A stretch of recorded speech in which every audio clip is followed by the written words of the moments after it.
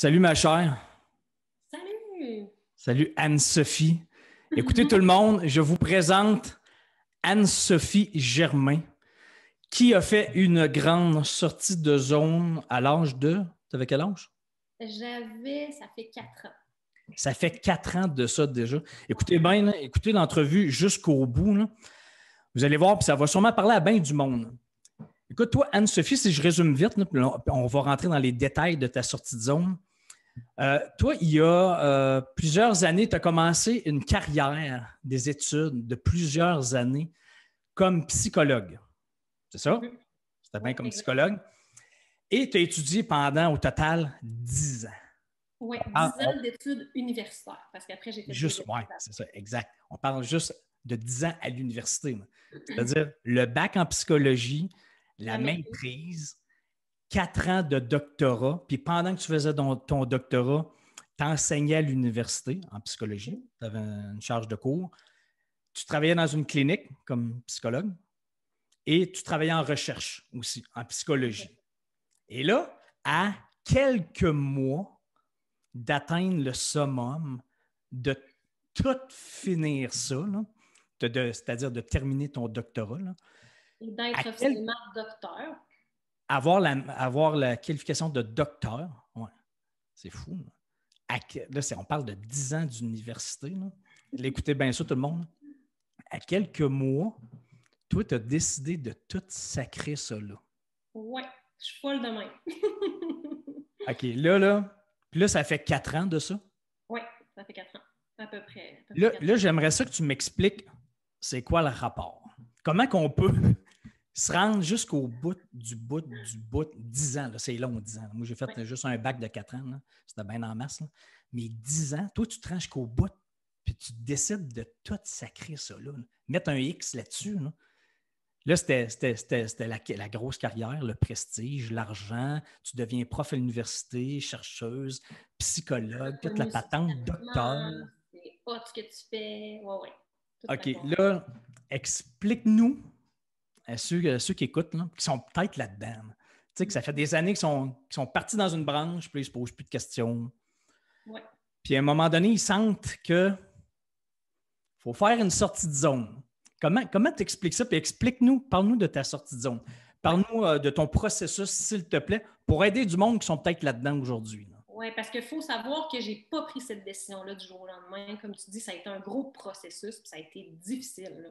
Vraiment. Puis c'est ça que je voulais parler aussi aujourd'hui pour dire que malgré des fois que c'est difficile, en faisant des grosses sorties de zone, ultimement, là, on va être mieux là-dedans. Fait que c'est ça le point aussi de faire des sorties de OK, zone. on va être mieux. Là. Explique-nous ça. Là. Quoi, t'étais pas bien, toi, Mais là, pendant c'est ça. 10 ans? Première Pendant des 10 ans, choses, t'es pas bien. je vais y aller en ordre chronologique. Fait que là, je Vas-y. fais mon bac. Je suis jeune, on commence un bac, on est jeune hein, pour choisir une carrière pour la vie. Mais je choisis ça. Je trouve ça a l'air intéressant. C'est le fun. Je m'intéresse à l'humain. J'aime la relation d'aide. Ça fait partie un peu de mes aptitudes de base, empathie, tout ça. Fait que je me rends là-dedans. Après ça, j'embarque vite dans l'engrenage des études universitaires en psychologie, qui est un engrenage beaucoup axé sur la performance. Donc, il y a énormément de travail, il y a beaucoup d'études. C'est un programme qui est contingenté. Il faut que tu te démarques, il faut que tu fasses ta place, surtout si tu souhaites faire un doctorat par après, parce qu'ils prennent seulement qu'une petite, infime quantité de personnes. Ça, mettons qu'il y a 300 étudiants qui sont inscrits au programme de psychologie, ben, au doctorat, ils en prennent quoi, 5-10. Là. Faites le calcul, il n'y a pas beaucoup de chances d'y accéder à moins que tu travailles super fort. Tu dois travailler pendant tes études dans le domaine de la recherche, un peu comme auxiliaire d'enseignement. Il faut que tu acquières des expériences que tu vas pouvoir mettre sur ton CV pour passer au doctorat. Il faut que tu aies des bonnes notes. Fait que tu étudies. Fait que tu es pris dans un engrenage. Moi, c'est comme ça que je me sentais. Au début, c'est le fun. Ah, tu as de la performance, tu as des bonnes notes, tu es valorisé là-dedans. Ton entourage est comme fier de toi. C'est le fun, c'est le fun. C'est pas pendant un temps. Puis Puis à un là, moment donné, le sujet te passionne ou non? Pas du tout, oui, oui? oui, Oui, le OK. sujet me passionne. Il y a des cours OK. que je capote comment c'est le fun, d'autres cours moins, mais ça, c'est tout le monde dans Oh, oui, ça, c'est normal. OK. je pense, mais la Fait que, plupart des cours me font triper, j'apprends, j'aime ça, c'est le fun. Puis là, à un moment donné, tu embarques de plus en plus dans cet engrenage-là qui fait que, ben moi, en tout cas, c'est comme ça que je l'ai vécu personnellement, tu fais beaucoup, beaucoup de sacrifices pour tes études parce que c'est important d'avoir des bonnes notes, parce que c'est important d'accéder au doctorat, parce que c'est important d'accumuler des expériences de travail dans le domaine pour passer au doctorat. Ouais. Ça fait que moi, là, personnellement, j'en ai skippé des activités familiales, des moments de qualité, des soirées avec des amis. Tu sais, moi, je sortais jamais là, pendant mon bac, ou presque jamais. Là, mais on parle-tu de pendant 10 ans? Ben oui, à un moment donné, j'ai commencé à slacker, mais tu sais, au début, j'étais tellement Ouais, fixée ouais. sur cet objectif-là, c'était tellement important pour moi que non. Puis tu sais, j'aimais pas ça tant que ça. Puis tu sais, moi, j'étais bien dans ça au début, puis tout ça. Fait que j'en ai fait beaucoup, beaucoup des sacrifices, mais dans le moment, je m'en rends pas compte de ça. Je m'en Ouais. rends pas compte que c'est des moments qui reviendront jamais, qu'il y a des gens avec qui je passe pas de temps, qui seront pas là éternellement. Puis, tu sais, moi, j'ai réalisé ça plus tard, mais tu sais, l'exemple que j'ai, c'est que, tu sais, j'ai perdu ma grand-maman, puis j'ai pas passé beaucoup de temps avec elle dans les derniers temps parce que j'étais trop focusée sur mes études. Fait que ça, par après, tu regrettes parce que les vraies choses qui sont importantes, c'est les relations humaines, les gens qui t'aiment, puis des moments riches. Mais à ce moment-là, je suis pas là-dedans en tout, puis je suis Ouais, plus toi, jeune, fait que performance, objectif, let's go. Fait que je suis ouais. dans cet engrenage-là. Après ça, je m'embarque évidemment dans la maîtrise. La maîtrise, ça va super bien. Encore une fois, je suis dans la performance. J'ai des postes, on m'offre des postes, j'ai des belles opportunités. Fait que ça continue comme ça. Puis, à un moment donné, vient la décision. En fait, c'est ma directrice de thèse à l'époque qui me dit, hey, tu sais, tu as vraiment le dossier académique, tout ça pour passer au doctorat. Fait qu'est-ce que ça serait quelque chose qui t'intéresserait? Puis bon, blablabla. Parce qu'au départ, moi, oui, je souhaitais peut-être le faire, mais je n'étais pas sûre à 100% parce qu'après la maîtrise, tu peux quand même arrêter puis avoir des belles opportunités d'emploi. Fait que là, moi, je prends même pas trop le temps d'y réfléchir, puis je vois juste le wow de faire un doctorat, je vais être docteur, c'est hot, je vais être encore dans la performance, c'est valorisant, c'est hot. Là. Puis moi, à l'époque, tu sais, je me définissais beaucoup par ça. Je pense que quelqu'un me disait, hey, c'est quoi que tu fais dans la vie? Ben moi, c'était la première affaire. J'allais dire, je suis étudiante au doctorat. Puis, tu sais, j'étais vraiment fière de ça, là, tu sais, puis j'étais beaucoup C'est correct, renforcée là-dedans. c'est correct aussi, là. C'est bien Oui, d'être mais fier tu sais, de ce j'étais qu'on beaucoup fait, là. renforcée dans l'image que ça amenait, que c'était cool, tu sais. Fait que c'est ça. Fait que là, j'entreprends ça. Après ça, je me garoche dans le doctorat, tac, tac, tac. Je suis un peu sur le pilote automatique et de plus en plus, ce que je me suis rendu compte en rétrospective, pas sur le moment. C'est quand ma crise dont je vais parler tantôt est arrivée que je me suis rendu compte de ça. OK. Je suis sur le pilote automatique et je me déconnecte de qui je suis et de ce que j'aime. Parce que tout ce que je fais, c'est lié à mon doc. Le temps que je passe, les études que je fais, c'est tout presque lié à ça. Mon identité quasiment personnelle est liée à ça. Fait que je m'oublie, puis j'arrête de faire des choses que j'adore et qui sont importantes pour moi, mais ça se fait très, très progressivement, très Ouais, insidieusement, fait que ouais, je m'en rends pas trop compte sur le coup, mais ouais. je passe moins de temps avec ma famille, je passe moins de temps avec mes amis, je fais plus vraiment de sport, ou presque pas. Je fais juste étudier, moi, la fin de Tu semaine. Du performes. temps en Tu performes. nature, ouais, du temps en nature, qui est une des choses que j'aime le plus au monde depuis que je suis enfant. Je vais pas, j'y vais carrément pas. Ou si j'y vais, c'est vraiment pas longtemps. Fait que tout ça m'amène à, tu sais, pensez-y, là, j'arrête d'aller en nature, j'arrête de bouger, je fais pas trop attention non plus à ce que je mange parce que je suis toujours comme un peu stressée, fait que des fois, ça me coupe l'appétit, fait que je mange pas beaucoup, je m'en fous de ce que je mange parce qu'il faut juste que je me dépêche de manger finalement, fait que je le fais plus de manière fonctionnelle et utilitaire que prendre le temps de savourer ou encore prendre des aliments qui vont m'aider au niveau de mon énergie, au niveau de la gestion de mon stress, parce qu'il faut le dire qu'au doctorat, on a beaucoup de pression aussi de performance. Encore une fois, nos dossiers sont regardés pour obtenir un poste après le doc, donc on doit travailler, on doit avoir plusieurs expériences, on doit avoir des bonnes notes, on doit faire des présentations dans des colloques à l'étranger, ça je l'ai fait aussi beaucoup. Fait que, on est très occupé et on a beaucoup de poids sur nos épaules. Fait que, bref, au fil des années, je fais plus ce que j'aime, puis je fais plus les choses qui me permettent de prendre soin de ma santé de façon globale. Ma santé physique, ma santé mentale, je mange moins bien, je bouge pas, je prends pas vraiment de moment pour moi, je médite pas pantoute, je vois pas le besoin, j'ai même pas le temps. Sais-tu quoi? D'après moi, t'es pas tout seul à avoir vécu ça ou vivre ça, là. D'après moi, il y en a qui sont Exactement. Non, là-dedans non, non. présentement, là. Oui, 100%. Continue, continue.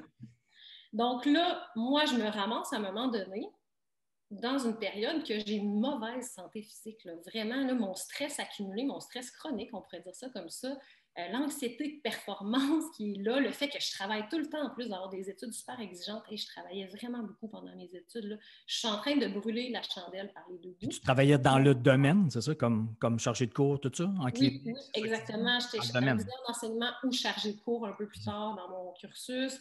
Je travaillais sur des projets de recherche. J'étais toujours engagée sur minimum un projet de recherche avec une équipe de chercheurs pour justement acquérir de l'expérience là-dedans parce que c'est très important au doc. Puis bref, je travaillais. Fait que je suis en train de brûler la chandelle par les deux bouts, puis je suis comme une machine à produire des affaires. T'es un petit soldat, là, qui est parti à la Exactement, guerre. exactement. Tu sais, au début, c'est bien le fun là, d'être valorisé par tes performances scolaires, mais c'est qu'à un moment donné, il y a d'autres choses aussi dans la vie. Puis moi, à un moment donné, tu sais, ça me satisfaisait plus Mais pantoute. qu'est-ce qui s'est Bien. passé? C'est quoi? Ben, Qu'est-ce c'est qui ça. t'est arrivé à un Là, moment ça a donné? commencé quand j'ai été malade. Là, j'ai commencé à être malade. J'étais tout le temps malade. J'avais tout le temps la grippe. Mais tu sais, le genre de grippe, là, que tu as de la fièvre. Là, pas un petit rhume, là, une grosse grippe, tu as de la fièvre. Il faut que tu restes quasiment couché pendant Là, quelques on jours. parle avant le coronavirus, là. Avant le coronavirus. Ça n'existait pas là, dans ce temps-là. C'était pas ça. Là. Fait que, bref, j'étais souvent malade. Puis je me rendais compte, ouais, tu sais, je prends un médicament, puis tout, puis ça me revient le mois d'après encore. Puis j'avais souvent des streptocoques, là, je ne sais pas s'il y en a qui connaissent ça, mais c'est un mal de gorge vraiment extrême avec de la fièvre. Puis, tu sais, moi, pendant quelques jours, des fois, il fallait que j'arrête tout parce que je filais trop pas, j'avais trop de fièvre. Fait que là, ça devenait récurrent. Puis là, je voyais mon médecin, puis là, encore ça, puis là, encore ça. Puis là, il me donnait des médicaments, puis moi, j'étais comme, hey, là, c'est pas normal. J'ai pas le temps d'être malade. J'ai pas le temps J'ai d'être pas le temps malade. d'être Pas malade. en tout. Pas en tout. Je performe, moi. C'est ça. Puis, fait que là, j'ai commencé à me poser des questions puis à me dire, ben ouais, c'est pas normal. Puis j'étais tannée. Je me rappelle, à un moment donné, là, je pleurais. Là, ça me revenait encore, ces symptômes-là, mal de gorge, grosse fièvre. Je pars à pleurer. Puis je me disais, mon Dieu, je suis tellement tannée là, de revivre ça. Puis, tu sais, j'ai pas le temps en plus. Puis, mais non seulement ça, mais c'était souffrant là aussi pour moi. Ça, fait que j'étais tannée. Donc, je pleurais, puis c'est là que j'ai commencé à me poser des questions de hey, c'est pas normal, il y a quelque chose qui cloche là, je pense que mon corps me parle peut-être. Là. Toi, tu faisais un lien, là. Oui, vraiment. J'ai commencé à faire un lien et à me poser des questions. Puis ça a commencé comme ça un petit peu Ta réflexion, ton cheminement. Après ça, oui. Parce qu'après ça, tu te poses des questions. Fait que là, je me dis, bon, ben crème, je vais aller me documenter, je vais regarder qu'est-ce qui pourrait m'aider au niveau de ma santé. Fait que là, j'ai commencé, tu sais, moi, un peu intello, c'est barre, commencer à tout lire sur la santé. Non, toi, c'est tout le temps all-in, hein? Oui, tout le temps. C'est un peu intense, la fille, tu sais. Mais là, j'ai commencé à m'intéresser. Fait que là, je m'achetais plein de livres là-dessus. Je lisais des études là-dessus, alors qu'avant, mes études, c'était plus axé sur la psychologie, tout ça. Ben là, j'ai commencé à plus lire sur l'alimentation, les liens avec la santé physique. Et de fil en aiguille, je me rendais compte, OK, tu sais, il faut que je fasse attention à ce que je mange, puis ça pourrait m'aider au niveau de mon énergie, tout ça. Ouais. Là, je commence à faire ça. Mais là, au fil des mois, ça se transforme en grosse crise existentielle, ce qui veut dire que oui, j'avais une souffrance physique, vraiment plus physique. C'était pas juste la bouffe, le problème? Ça mergeait tranquillement vers « Mon Dieu, je suis pas bien non plus entre les deux oreilles, là, je suis déprimée, j'aime pas ce que je fais. » T'aimais pas la psychologie? Ben, j'aimais ça, mais je ne me voyais plus, on dirait, dans cette carrière-là. Pour toujours. T'sais. Là, ça faisait quelques années que j'étais là-dedans.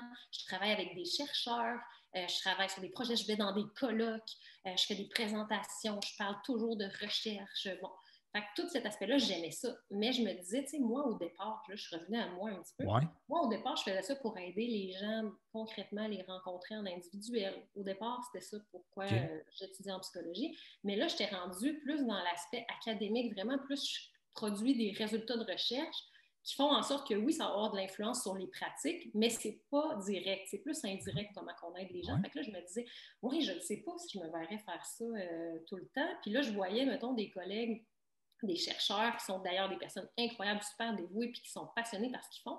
Mais moi, je ne me reconnaissais pas là-dedans. Je me disais, tu sais, je regarde ce qu'ils font dans le day-to-day, puis on dirait que c'est pas ce que j'ai envie de faire, tu sais, sans rien leur enlever, parce que c'est incroyable là, ce qu'ils font. Mais je ne me voyais pas faire ça. Tu l'avais comme échappé dans le processus. Là.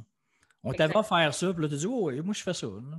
C'est l'autre étape au-dessus. Je me suis pas assez questionnée sur moi-même, tu sais, par manque de temps, puis par un petit peu l'appât du gain de, hey, genre, une belle carrière, puis c'est sécuritaire, puis genre, un bon salaire, puis socialement, c'est accepté. Hein, ça paraît bien, c'est tout ça. Ça paraît bien, tout ce qui est plus rationnel là, dans.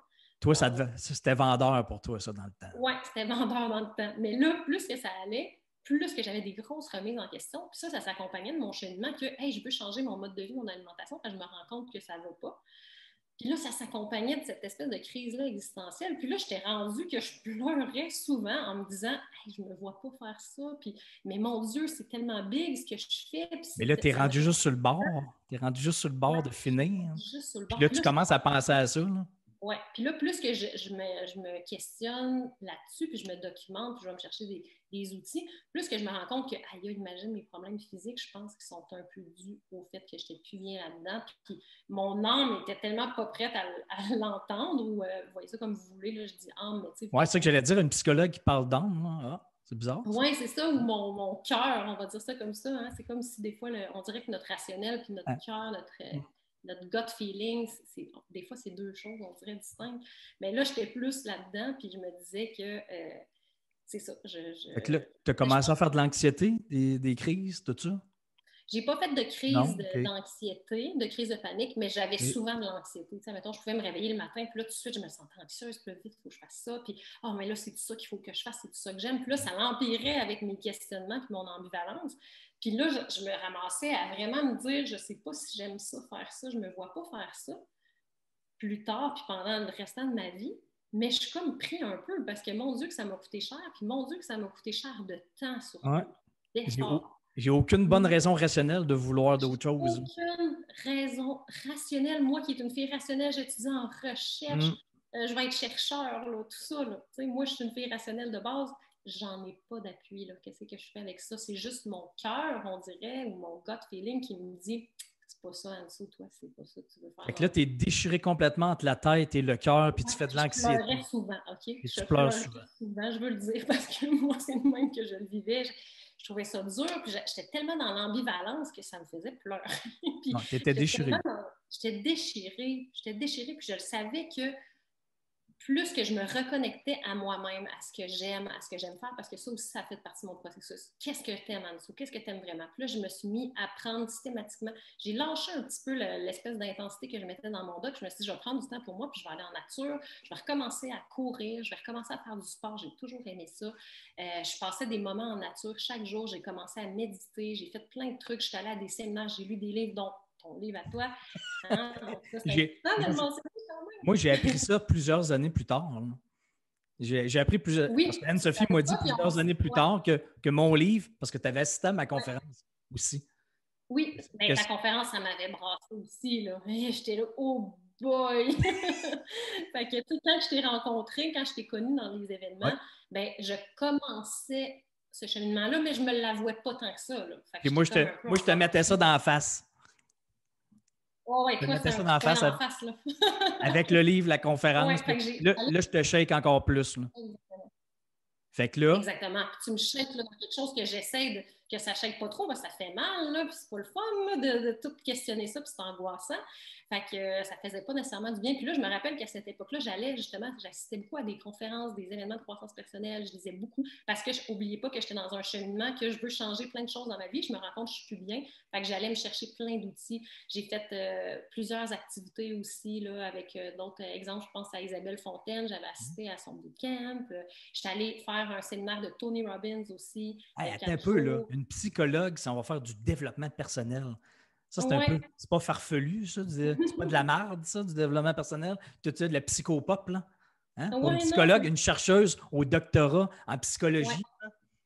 Ouais, il me semble que ça ne fait pas sérieux. Besoin, puis les deux vont de pair, puis c'est très proche le développement personnel puis la psychologie. Les deux, c'est comme c'est son cousin. Puis je pense que l'un ne va pas sans l'autre, puis qu'on peut utiliser la psychologie pour faire du développement personnel, mais qu'on peut les utiliser de façon complémentaire aussi. Puis en tout cas, il y a plein de choses comme ça. Mais non, ça peut être important. Puis c'est différent parce que le développement personnel, c'est plus de revenir à toi. Puis tu peux le faire aussi là, en psychologie, mais c'est avec des outils différents, mais c'est de revenir à toi, reconnecter à qui tu es, à qu'est-ce que tu aimes, te libérer de certaines choses que tu portes. Bon, bref. Pour moi, ça a été aussi un élément déclencheur d'assister à plein de choses et de me rendre compte que... Tu prenais conscience d'affaires. Oui, des grosses choses. La graine agrandissait. Oui, vraiment. Vraiment. Puis j'allais me chercher des outils pour ça aussi. Tu sais, comme je te disais, j'assistais à plein de trucs. Puis ça me shakeait tellement. Des fois, je me rappelle, une fois, j'avais fait un événement, là, puis toute la journée, ça durait toute la journée, j'étais fâchée parce que ça me shakeait tellement, puis j'étais tellement pas prête que je disais, oui, tu sais, c'est donc bien. Puis je te jure, ça bouillait de colère. Là. Je te jure. Tu étais fâchée après quoi? Après qui? Ben, c'est comme si c'était trop confrontant pour moi, ce que j'entendais puis ce que je réalisais. Je n'étais pas prête à ce moment-là, quand j'ai fait cet événement-là, je n'étais pas prête à faire le changement, mais tout m'amenait à ça. Fait que j'étais tellement pas prête que là, j'étais en colère. Je te jure, toute la journée. Puis après ça, tu sais, moi, j'ai étudié en psychologie, tout ça. Fait que c'est sûr, je fais beaucoup d'introspection. Là, je me suis demandé, mais pourquoi je suis en colère? Puis bon, etc. Puis là, ben, c'est ça que j'ai réalisé, c'est, ça me confronte beaucoup dans ce que je veux puis dans ce que je dois faire, finalement. Donc là, qu'est-ce qui s'est passé? Qu'est-ce qui est Ben arrivé? là, OK, ben un des gros éléments, là, comme je dis, il y a plein de petits déclencheurs parce que j'ai lu plein d'affaires, j'ai assisté à des formations, j'ai fait des conférences, puis à travers ça, j'ai fait pendant quasiment un an. Là. Moi, ça m'a pris quasiment un an mon processus décisionnel. Au début, c'était comme non, non, non, c'est impossible de lâcher ça. Comment je vais faire pour être heureuse là-dedans? Après ça, c'était comme OK, ben là, moi, ce que j'aimerais faire, je pense, c'est d'autres choses, mais je ne suis pas sûre c'est quoi. Après ça, c'était comme réapprendre à me découvrir, à prendre du temps pour moi. Moi, le temps en nature, là, puis à méditer, pour moi, je suis allée chercher beaucoup, beaucoup, beaucoup de réponses dans ça. Ouais, c'est comme si pour moi, il y a quelque chose qui se passe quand je suis en Mais nature. Là, attends un puis... peu, j'ai une question. T'es-tu allé voir une psychologue? Non, je ne suis pas allée voir de psychologue pour ça. J'aurais pu, par exemple. Ça m'aurait Ouais. peut-être aidé ou accéléré mon processus, mais OK. j'avais besoin de vivre ça à l'intérieur de moi, pour moi, puis à ma façon, pour une fois OK. dans ma vie, alors que je m'étais donc mis dans un moule pendant beaucoup d'années. Là, j'étais comme non, je vais juste m'écouter moi. C'est ça que j'ai besoin. Fait que là, je passais des moments en nature, comme je disais, puis c'est comme tellement, encore aujourd'hui, moi, quand j'ai besoin de réponses, là, je m'en vais en forêt, puis il y a quelque chose qui se passe, il y a quelque chose qui me fait du bien, je me sens connectée, je me sens, je sais pas comment l'expliquer, là, mais C'est quoi qui montait, là? C'était quoi tes réponses? ben, de plus en plus, c'était ça, c'était, ben, c'est pas ce que j'ai envie de faire. Puis de plus en plus, ça se clarifiait ce que j'avais envie de faire. Dans C'était ma quoi? tête, là, ça C'était s'est quoi? clarifié. Moi, j'adore la nature. J'ai essayé pour ma santé physique et psychologique, moi, j'ai essayé des méthodes alternatives à la médecine parce que la médecine, on me donnait des antibiotiques, puis, tu sais, je continuais d'être tout le temps malade. Fait que pour moi, c'était plus une réponse suffisante. Fait que j'ai décidé d'aller voir autre chose.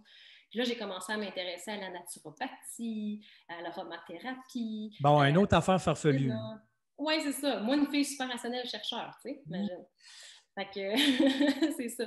Fait que là, je me suis intéressée à ça. Puis en m'intéressant à ça, je me suis rendu compte, mais mon Dieu, que ça correspond à qui je suis et à mes valeurs. Puis là, je reconnectais en même temps avec la nature.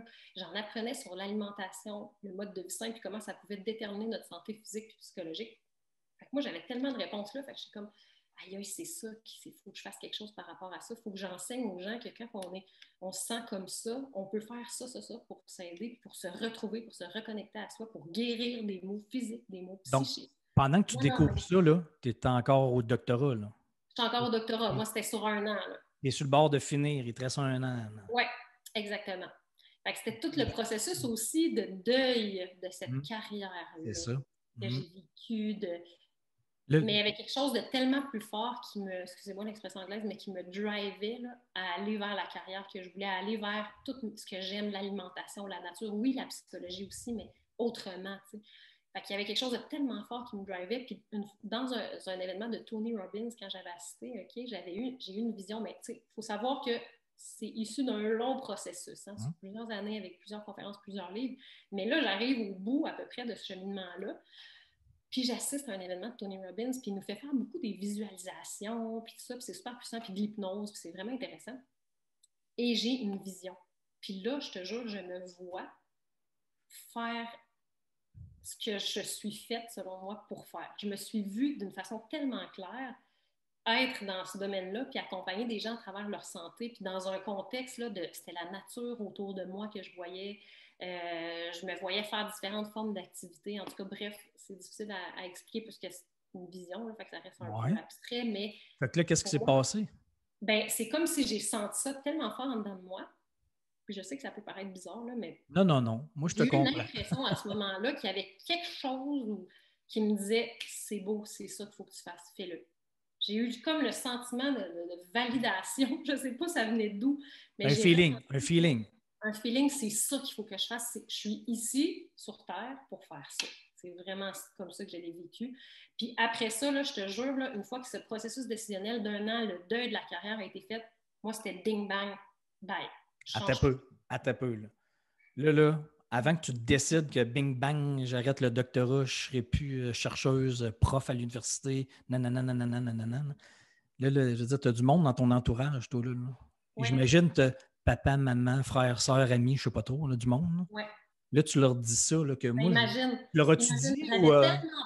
j'avais tellement peur de la réaction de mes proches à une décision qui, d'un point de vue extérieur, a l'air complètement épaisse. On s'entend, tu sais, lâcher un doc, t'as Qu'est-ce quasiment qu'ils te disaient? fini. Ouais, qu'est-ce qu'ils te disaient? Ben, j'avais tellement peur de leur réaction que pendant mon processus décisionnel de quasiment 1 an d'ambivalence, de deuil, de reconnecter à moi, de qu'est-ce que j'ai le goût de faire, de clarifier ma vision de moi-même après avoir lâché ça, que je leur en ai pas parlé à personne pendant mon processus décisionnel. Je gardais tout ça en dedans. Là, vous allez me dire, tabarouette, c'est pas une bonne idée, puis vous avez raison, mais moi, c'était comme ça. J'avais besoin que ça vienne juste de moi. Ouais, moi, je trouve ça bien, moi, ça. Oui, j'avais pas besoin que quelqu'un vienne influencer ma décision ou vienne me donner des avis ou des choses qui me feraient douter. Déjà que moi-même, je doutais tellement, Exact. j'étais tellement pas sûre. Fait que je Qu'est-ce voulais que que tu ça penses?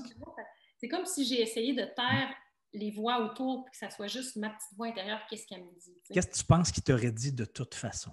C'est ça. Il n'y a personne, je pense, qui m'aurait dit Hey, c'est une excellente idée. Tu l'as senti, une De... vision. Mais non, on ne sait pas que tu as une vision. On n'est pas dans ton corps. Là.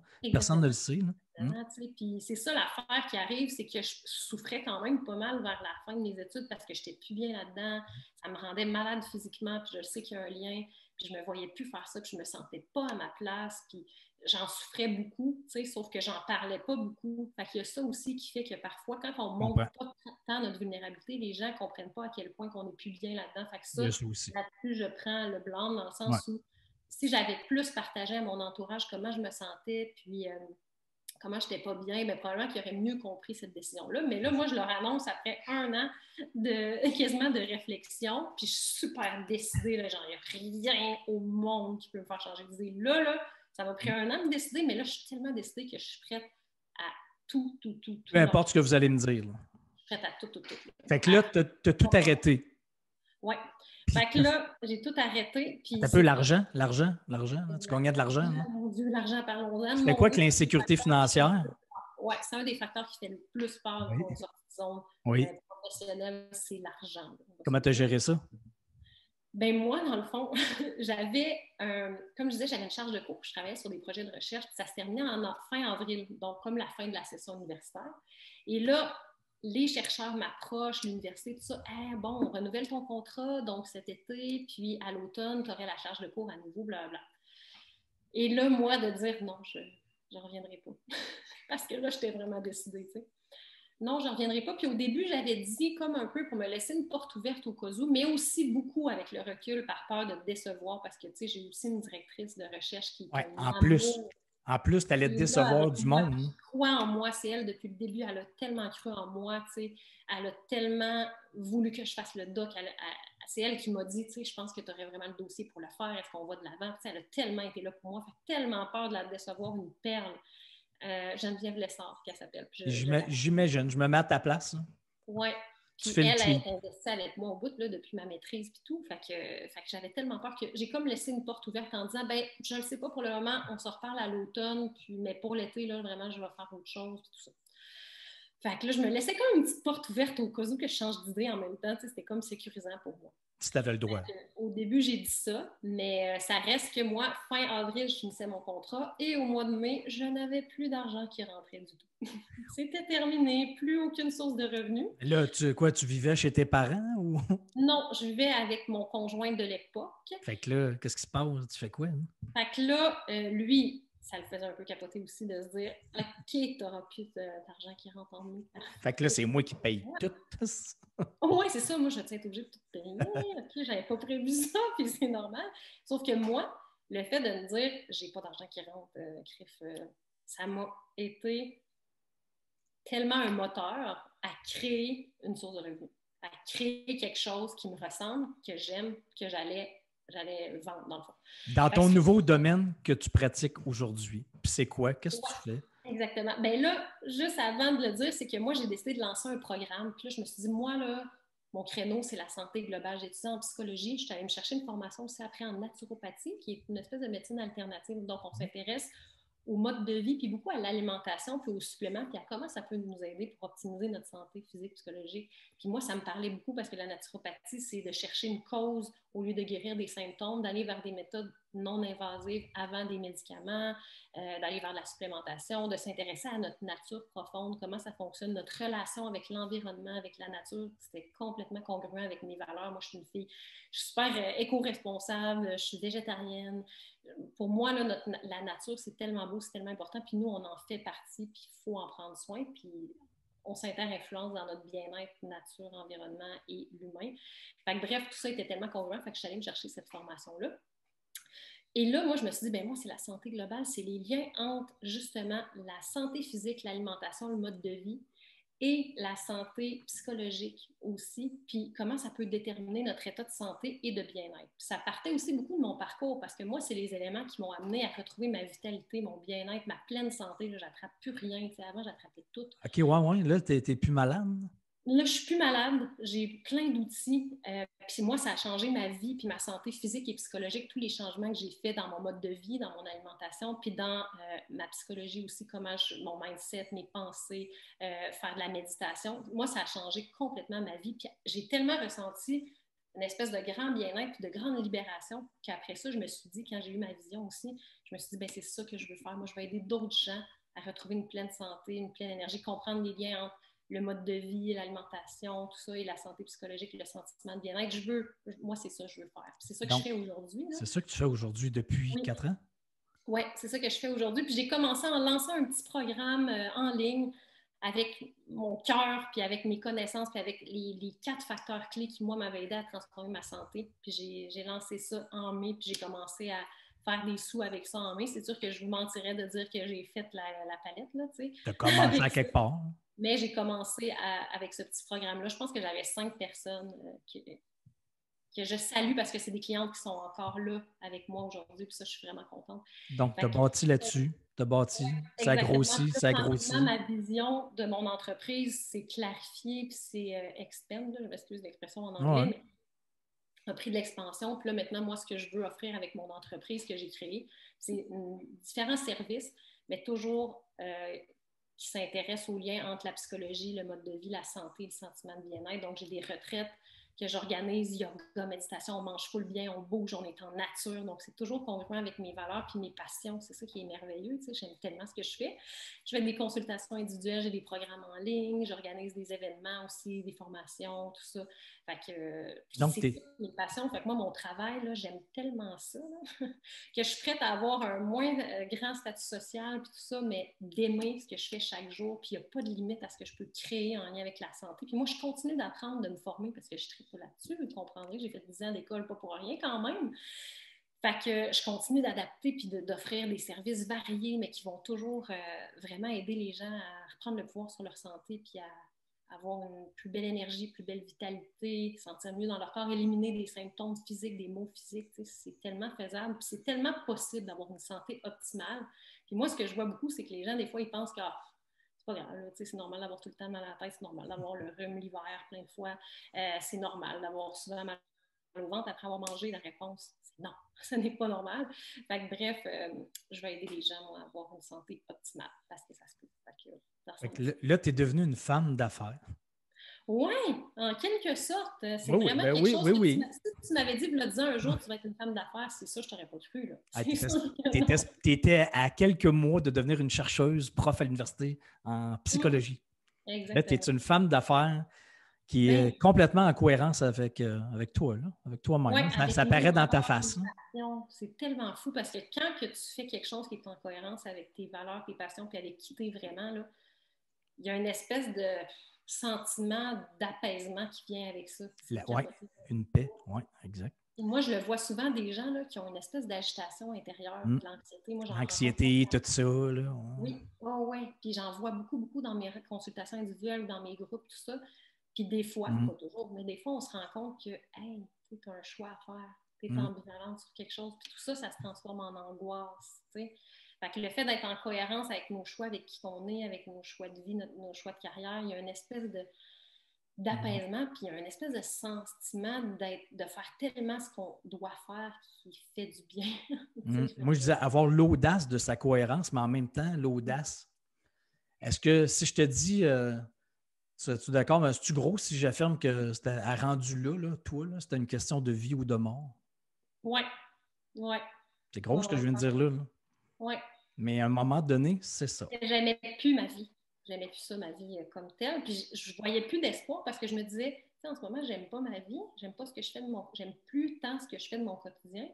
Mais imagine si je fais ça pendant genre 30 ans, ma Juste carrière. parce que je fais beaucoup d'argent, j'ai un statut social, puis je parais bien au regard des autres. Exactement, je te l'imagine si je fais ça pendant 30 ans, comment je vais être malheureuse. Plus ça me faisait Hein? peur. Puis là, j'angoissais de me dire, je vais être malheureuse toute ma vie, moi. Écoute, Mais voyons donc, ça se peut pas. Mike, des deux bords, là, que la vie soit, qu'il te reste 2 ans à vivre, là, OK, raison de plus, il te reste 2 ans à vivre, tu fais ce que tu as à faire dans la vie. Là. Puis si elle est longue, comme toi tu dis, je vais faire ça toute ma vie. Si t'en restes 40, raison de plus, fais-les tout de suite, mais si t'en restes 40, là, tu vas trouver ça longtemps. Oui, vraiment. Mais c'est ça, moi, je me disais, j'ai plus d'espoir que je vais aimer ma vie parce que là, j'aime pas ça, puis j'ai pas le choix. Je suis pogné. J'ai pas le choix de faire ça. Voyons donc, je peux pas abandonner ça, impossible. J'ai trop mis de temps, d'argent, puis les gens sont trop. Ils attendent après moi là, pour réussir ça aussi. Oui, c'est ça, exactement. Il y a quelqu'un qui m'endosse, c'est ma professeure, qui me motive. C'est une chose que je voulais dire, il ne faut jamais attendre qu'on ait la validation externe pour faire quelque chose qu'on sent qu'on doit faire. Ça, là, c'est tellement important. Ça n'arrive jamais, ça. Toi, là, tu y crois assez, que ça soit ça, puis ça soit tout, parce que si tu attends la validation externe de tout le monde, tu ne l'auras jamais. Tu ne l'auras jamais, puis tu vas faire des choix pour les autres, puis pas pour toi. Puis tu vas sentir cette angoisse-là ou ce mal-être-là, parce que quand on ne fait pas les choix pour nous, notre corps, il nous parle. Moi, je l'ai vécu tellement. Je le vois avec mes clientes. Notre corps, il nous parle si on ne l'écoute pas du premier coup. Donc, on va avoir des signaux physiques, on va avoir des signaux psychologiques, de l'angoisse, de la panique, de la déprime. Tout ça va se présenter parce que la santé physique et psychologique, c'est lié. Puis notre vie, nous-mêmes, notre véhicule dans lequel on vit notre vie, ben, il va nous envoyer des signaux. Là. Puis demander à attendre la validation des autres, là, moi je dis souvent, pour qu'ils te confirment à toi qu'est-ce que tu sens. Là. C'est comme demander aux autres... c'est comme si attendre les autres pour qu'ils te disent hey, je pense que toi, moi, là, je pense que tu as envie de pisser. Je pense que tu as envie d'aller aux toilettes. Parce que personne ne le sait à part moi. Là. Il y a juste moi qui le sens. Là. Puis si je n'y vais pas parce que j'attends la validation des autres, ça se peut que je me sente mal à un moment donné. Là. Hein? Que j'aie envie vraiment d'aller aux toilettes. Là. Mais c'est con ce que je viens de dire. Mais c'est vrai. C'est ça pareil. Parce qu'il n'y a personne qui est au courant de tout ton processus intérieur, tes ressentis, tes visions. Souffrance aussi peut-être. Parce que comme je le disais, des fois, on ne la partage pas, notre souffrance, on se dit « Ah, c'est correct, ça va passer. » Puis, je ne veux pas les inquiéter avec ça. Ou bien « Ah, non, tu sais, ça me... » Mais ils ne sont pas au courant de ça non plus. Puis comme moi, je me cite en exemple parce que j'en parlais peu aussi, fait qu'ils ne pouvaient pas savoir. Mais c'est important des fois quand on a ce doute-là, je trouve, puis je le dis par expérience, tout ça, mais d'en parler, là, parce que les gens comprennent mieux notre processus après. Moi, quand je l'ai annoncé, tout le monde était comme...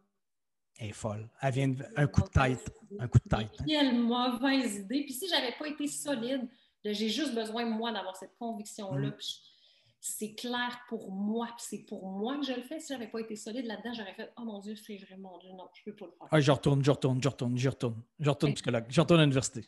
Exactement. Ah, ça, c'est facile à revenir. J'ai eu de motivation à côté là, aussi là, pendant cette période-là. Je faisais du sport et tout. Puis pendant ce temps-là, j'avais des speeches de motivation. Puis ça m'a tellement aidé là, à me dire faut que tu crois en toi, faut que tu y crois assez. Tu n'as pas besoin de. Tu sais, c'est des genres d'affaires. Bravo. Tu n'as pas besoin du regard des autres. Puis moi, ça m'a renforcé. Ça m'a fait du bien d'entendre ça dans cette période-là. Parce que ça, je voulais le dire aussi, mais ouais, qu'on soit assez solide puis on n'a pas besoin de l'approbation des autres quand on sent qu'on sait, nous, qu'est-ce qui est bon pour nous. Ben, écoute, bravo. Tu as eu beaucoup d'audace, beaucoup de courage. C'est une sortie de zone de fou. Là. Moi, quand tu m'as le raconté, puis premièrement, je ne savais pas que j'avais un rapport là-dedans, là, que dans le processus, j'avais aucune idée. Moi, tu m'as appris ça il n'y a pas très longtemps. Puis ça, c'est des années, 4 ans plus tard, 5 ans plus tard. Moi, j'avais aucune idée, mais bravo. Ça prenait beaucoup de courage. C'est une méchante sortie de zone. Puis c'est la première fois de ta vie que tu fais une entrevue là-dessus. Là. Oui, là-dessus spécifiquement, oui, c'est la première fois. Fait que ça aussi, c'est une sortie de zone pour moi de parler de ce parcours-là. Non, mais c'est malade. Je parle de la santé, on m'invite pour traiter d'un sujet santé physique, santé psychologique, ou les liens entre les deux. Fait que, ouais. Quand tu m'as raconté ça, je me suis dit, il faut absolument que je partage ça au monde. Il faut que je fasse une entrevue avec toi. Il faut que tu racontes ça. Là. C'est quand même pas banal. Il n'y a aucune sortie de zone qui est banale, mais celle-là là, est assez spectaculaire. Puis même toi, tu t'en rendais pas compte. Je m'en rendais pas compte. Ah oui, tant que ça. Ben oui. Je réalisais même pas tant que c'était une sortie de zone, puis surtout, je réalisais pas vraiment que c'était quelque chose quand même comme sortie d'onde. Avant qu'on s'en jase un peu, j'étais comme, ben, je sais pas.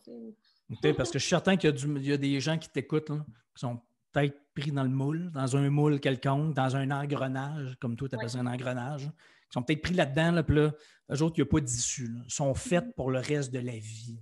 Ils ont commencé là-dedans, fait que là, je suis pogné pour le reste de la vie, je suis là-dedans, je ne peux plus rien changer. Alors que ce n'est pas vrai du tout. On peut changer ce qu'on veut dans la vie. J'ai des milliers d'exemples, t'en es un, j'en ai des milliers d'autres. Quand on n'est pas heureux, c'est parce qu'on doit changer quelque chose, puis on a le pouvoir de le changer aussi. Ouais, c'est pas changer pour changer. Ben, je suis pas heureuse, fait que ben, ça va être ça, moi, ma vie. Mais non, on peut changer ce qu'on n'aime pas. Des fois, tellement. Des fois, on ne le saura pas c'est quoi tout de suite qu'on doit changer. Ça, c'est sûr, souvent. Ça, exactement. Puis ceux qui veulent te retrouver, parce qu'ils veulent être plus en santé globale, ce que tu enseignes, ce que tu partages, ils peuvent te retrouver où? Oui, ben, ils peuvent me retrouver sur Instagram, Anne-Sophie Germain, barre de soulignement.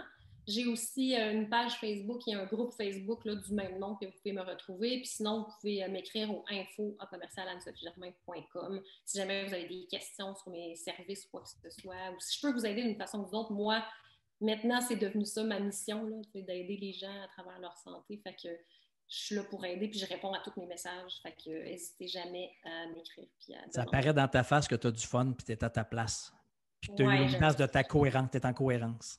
Ouais. Bravo. Et écoutez, si jamais vous voulez que je vous aide à fucker votre vie, comme j'ai aidé Anne-Sophie à fucker un peu sa vie pour le mieux, j'ai une formation en ligne aussi, la formation sortie de zone de base sur mon site, allez danielblouin.com, sortiedezone.com. Formation. J'ai aussi, là, je suis dans ma deuxième cohorte, dans le milieu de la deuxième cohorte de mes coachings one-on-one. Si jamais ça vous intéresse, je fais de l'accompagnement moi aussi pour les sorties de zone. Elle, c'est pour la santé globale. Moi, c'est pour les sorties de zone. Envoyez-moi un message, ça me fera plaisir. Je vais ouvrir la troisième cohorte dans à peu près un mois, à peu près. Donc, envoyez-moi un message. Merci beaucoup, ma chère Anne-Sophie. Ça me fait plaisir. Puis c'est important d'avoir un ou des guides ou mentors. Ça l'aide, hein? Ça aide beaucoup, beaucoup. Oui, absolument. Parce qu'il y en a d'autres qui sont passés par là. Fait que, il y en a plein. Ouais. Absolument. Si vous fouillez un peu, vous allez en trouver qui vont vous aider, dont Anne-Sophie. Merci beaucoup, ma chère. Et moi, ça dépend du sujet. C'est ça, exact. Merci beaucoup, ma chère, d'avoir pris quelques minutes pour inspirer, je suis certain, puis aider plein de monde. Toi, tu ne le sais pas, là, mais je suis certain que tu viens de fucker des vies.